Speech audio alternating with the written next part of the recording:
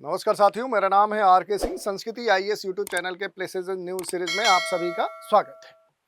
जैसा कि आप सभी जानते हैं कि हम अपने इस श्रृंखला में चर्चा में रहने वाले स्थानों के बारे में बात करते हैं, तो इसी क्रम में आज हम जिस प्लेस की चर्चा करने वाले हैं वो है जॉर्डन। क्योंकि देश के प्रधानमंत्री जॉर्डन की यात्रा पर जा रहे हैं और इसी कारण से देखें तो जॉर्डन एक बार फिर से चर्चा में है। सबसे खास बात है कि एक बड़ा जो व्यापार है जॉर्डन और भारत के बीच में वो भी माना जाता है और इसी कारण से देखें तो जॉर्डन इस समय चर्चा में है और भारतीय प्रधानमंत्री की जो यात्रा है वो भी चर्चा में है। तो देखेंगे और इससे जुड़े हुए जो भी महत्वपूर्ण लोकेशन है जो आपके एग्जाम के दृष्टिकोण से महत्वपूर्ण हो जाते हैं उन पर भी हम चर्चा करेंगे। चलिए स्टार्ट करते हैं। सबसे पहले हम बात करेंगे कि आखिर जॉर्डन चर्चा में क्यों है। तो पहली बात तो यही कि देश के जो पीएम है नरेंद्र मोदी, वो जॉर्डन के साथ दो अन्य देशों की यात्रा पर भी जा रहे हैं। 3 देशों की जो यात्रा है वो पीएम की यहाँ पर होने वाली है। तो इसमें अगर हम बात करेंगे तो एक ही देश की आज हम चर्चा करेंगे, वो है जॉर्डन। और 7 साल बाद देखें तो पीएम एक बार यात्रा पर जा रहे हैं और इस कारण से ये कहा जा रहा है कि बड़े स्तर पे जो व्यापारिक संबंध हैं उससे जुड़े हुए जो भी महत्वपूर्ण बातें हैं वो हो सकती हैं। क्योंकि मोदी अपने 3 देशों की यात्रा में जॉर्डन, इथियोपिया और ओमान त्रिपक्षीय यात्रा के लिए जा रहे हैं। तो अपनी यात्रा के पहले चरण में देखेंगे तो मोदी ने जॉर्डन को प्राथमिकता दी है और इस दौरे पे भारत मध्यपुर जो आर्थिक जो गलियारा है वो भी चर्चा में आ सकता है। तो इस कारण से देखेंगे तो ये पूरी जो यात्रा है ये चर्चा में है। अगर हम बात करें आईएमईसी जो कॉरिडोर है, इंडिया मिडिल ईस्ट जो यूरोप इकोनॉमिक जो कॉरिडोर है, ये अहम इसलिए हो जाता है कि भारत को ये क्या करता है कि सीधे आप देखेंगे तो इधर से सीधे ये आपको जो पश्चिम एशिया है, पश्चिम एशिया के जो महत्वपूर्ण देश हैं और वहाँ से ये यूरोप तक का पूरा एक जो गलियारा है ये आपको देखने को मिलता है, जिसमें कई सारे ठहराव आपको देखने को मिलते हैं।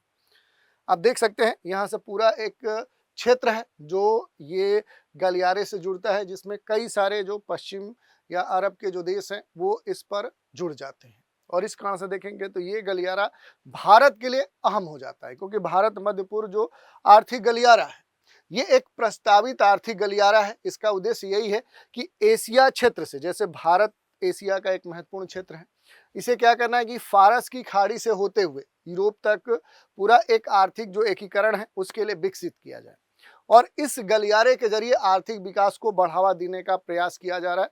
इसके साथ ही देखें तो विनिर्माण को मजबूत करने के साथ जो खाद्य सुरक्षा है वो सुनिश्चित करने की बात कही जा रही है। जो सप्लाई चेन है उसको बेहतर बनाने पर फोकस किया जा रहा है और ये पूरा जो कह सकते हैं जो कॉरिडोर है इसमें अलग अलग कह सकते हैं कि जो मीन्स ऑफ जो ट्रांसपोर्टेशन जो रूट्स हैं वो रखे गए, जैसे रेलवे, शिप टू शिप सड़क जो रोड ट्रांसपोर्टेशन है उसको भी इसमें शामिल किया गया है।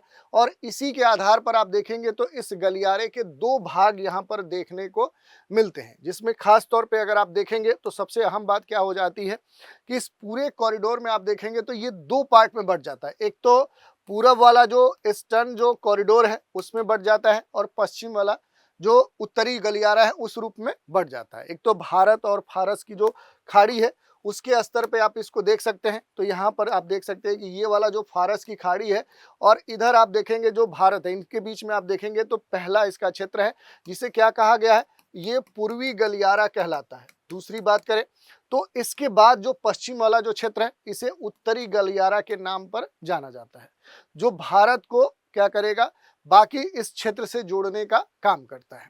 तो इस कारण से भी देखें तो ये कहा जा रहा है कि चर्चा देखने को मिल सकती है।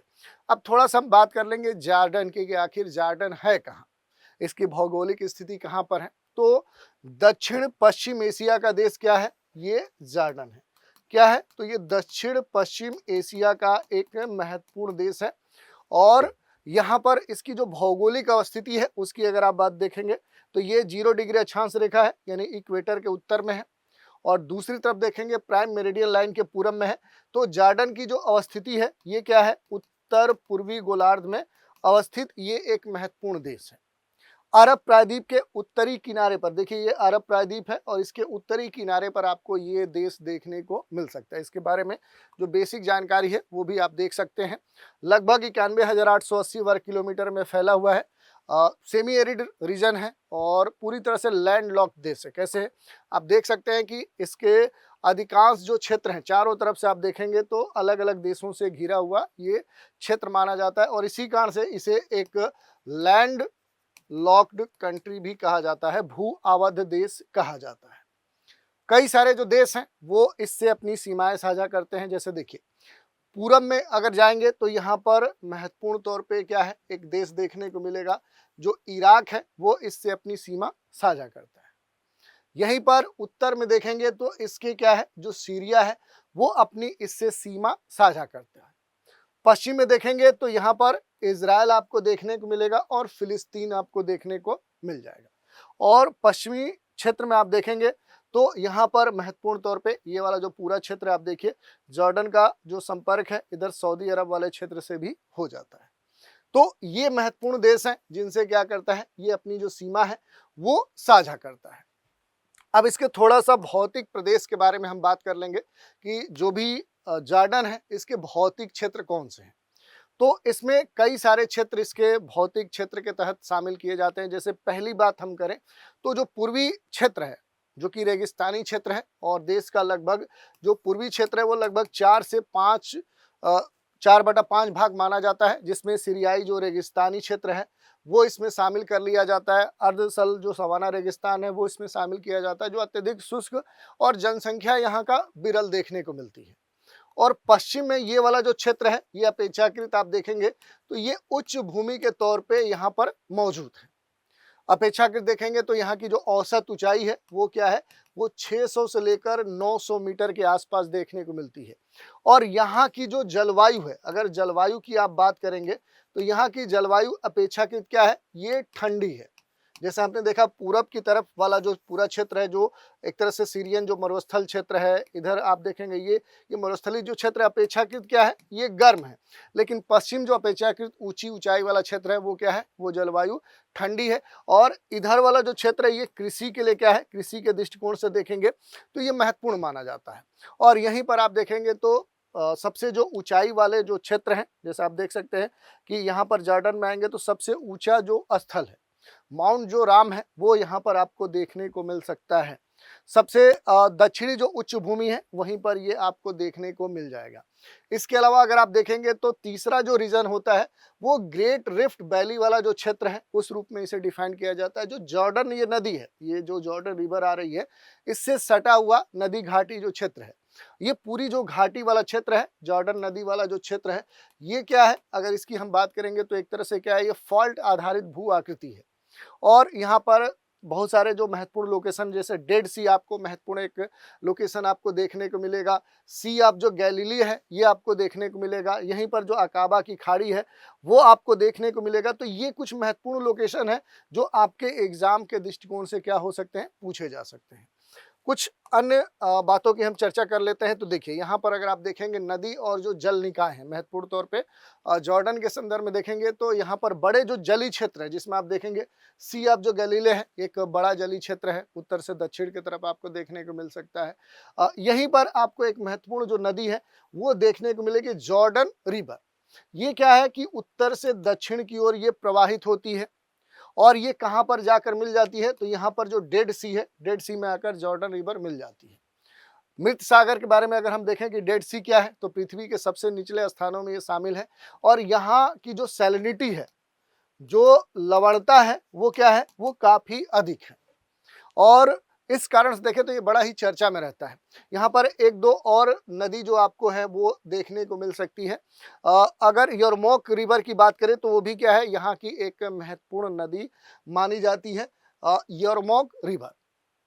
इसका उद्गम सीरिया में ही होता है और ये एक तरह से देखेंगे जो जॉर्डन नदी है उसमें मिलने से पहले सीरिया, जॉर्डन, इजराइल के बीच में एक तरह से सीमा भी बनाती है। तो ये तीनों देशों के बीच में क्या है कि यहाँ पर एक बॉर्डर लाइन भी बनाती है और जॉर्डन नदी की जो प्रणाली है उसका एक महत्वपूर्ण हिस्सा भी मानी जाती है। तो ये यहाँ की महत्वपूर्ण नदी है। और एक दो और लोकेशन जो हमने बताया कि ठीक है गैलीले जो है और यहाँ पर देखेंगे डेड सी है, ये अहम लोकेशन माने जाते हैं क्योंकि जॉर्डन सीमा के पास इजराइल के समीप ही क्या है सी ऑफ जो गैलीले है ये आपको देखने को मिल सकता है।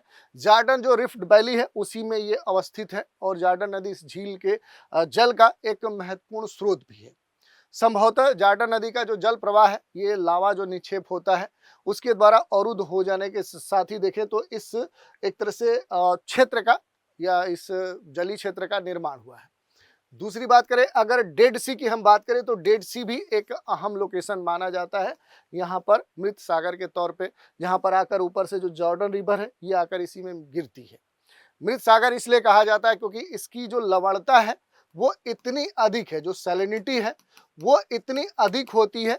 इस कारण से क्या है कि यहाँ पर जो समुद्री जीव हैं जो इसमें या वनस्पति पौधे हैं उनका जीवित रहना संभव नहीं हो पाता है और अधिक खारापन होने के कारण मृत जो सागर है डेड सी है इसकी जो बयांसी है जो उत्प्लावकता है वो अधिक होती है। तो कोई भी व्यक्ति इसमें क्या हो सकता है कि इसमें डूब नहीं सकता और दुनिया के सबसे निचले क्षेत्रों में ये सागर आता है। एक और यहाँ पर लोकेशन है जिसको आप देख सकते हैं वो है अकाबा की खाड़ी। ये एक महत्वपूर्ण जो लोकेशन है उसमें ये आता है, कई बार इससे जुड़े हुए प्रश्न भी आपसे पूछे जाते हैं।